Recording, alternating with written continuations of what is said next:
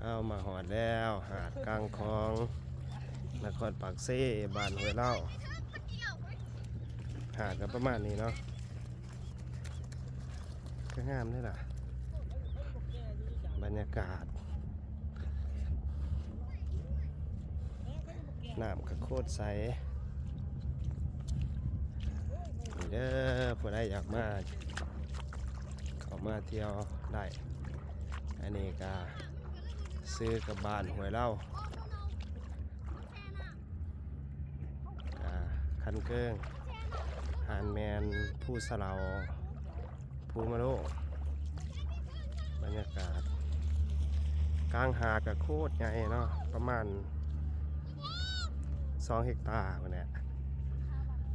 หาดใหญ่เนาะทุกปี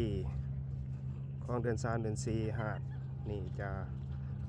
ฝนเนาะเราสามารถมาดีมา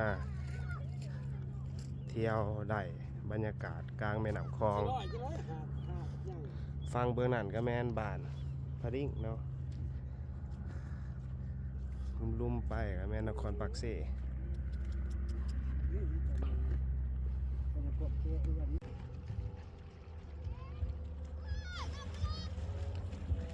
ว้าว